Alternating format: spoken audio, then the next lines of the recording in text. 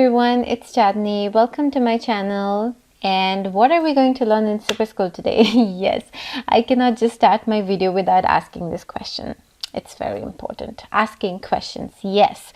So this is the thing that I'm going to discuss in Super School today, that is the importance of questions, or we say in the language of English grammar, interrogative sentences. So there are many different types of sentences. It's not the type that I have discussed earlier, but here it's like more like classification of sentences. So there is assertive sentence, imperative sentence, and interrogative sentence, etc. There are mainly 5 to 6 types of sentence. So I won't go in the bookish knowledge, but rather I would speak to you candidly with the intuitions that I use to implement my knowledge that I have. Yes, so it's very important that you don't focus on the bookish words or the bookish definitions and try to memorize the definitions. That's never going to help you.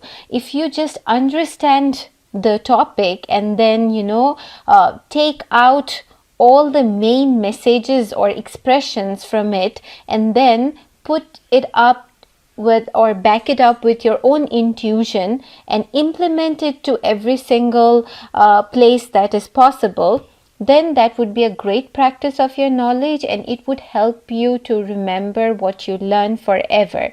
Because trust me, if you just memorize, then you'll never ever remember anything. That's the reason many of us, we have learned about all these topics that I tend to discuss of English grammar or English subject or other simple stuffs like verb, noun, or sentences, tenses, etc. So these are like such topics, that you have learned in school but then forgotten eventually.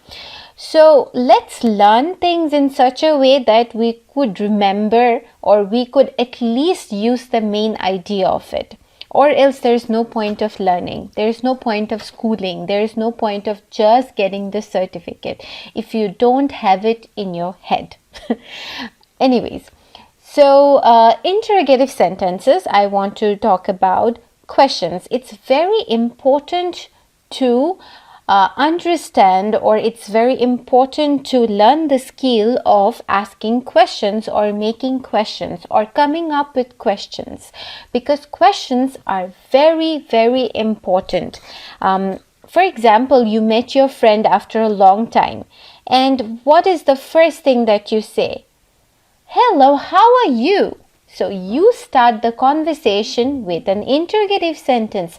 How are you? Yes. So in answer they say I'm fine, and then they again ask you, how are you doing? So again, the conversation kind of catches up a flow with the questions. How is your life going? What are you doing in your work life, or currently what's your situation, or how's your relationship going, and whatnot.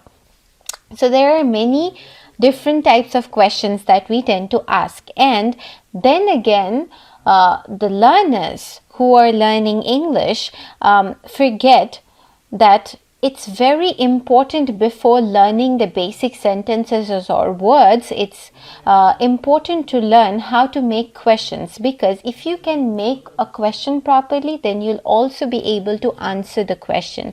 Because now here it's like a joke that the egg comes from the hen, or the hen comes from the egg. So it's like that, the answer comes from the question, or the question comes from the answer.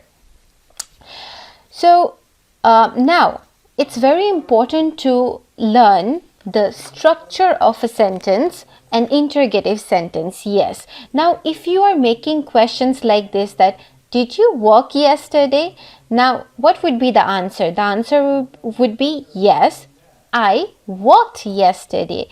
So, I worked yesterday. Now, if you want to make question from this sentence, then the verb, it's in past form. So, that's why when you are asking the question, you have to put a did in the question.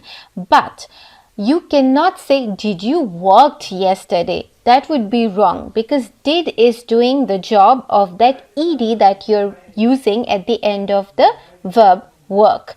So it would be, did you work yesterday? It's very simple. We all know this, but when we are speaking out, we tend to make this mistake of using the verb incorrectly. So, did you work yesterday? Not, did you worked yesterday? So, like this, if you make a question with, have you got any new message? Have you got any new message? Or, what could be the answer? Yes, I have got a new message. So, it would be got or gotten. What would be here in the position of the verb? So that's a question for another video. Now try to make questions with did and then try to practice it and make your subject verb agreement correct. Oh my god, I've just moved to another topic, subject verb agreement. So anyways, I would be covering all these topics but in short and small videos because I know it's quite boring to listen to long lectures and stuff, especially when you're just listening and you have no chance to ask the lecturer about anything that you have question on. Yes, and that is why you have to let me know that are these videos that I'm making helping you, or do you want me to cover any other topic that you're struggling with? Please do like my videos, subscribe and comment and let me know that how am I doing or what you want to learn, or about give me some ideas about my next video, you know. Thank you so much. That's it. Bye bye.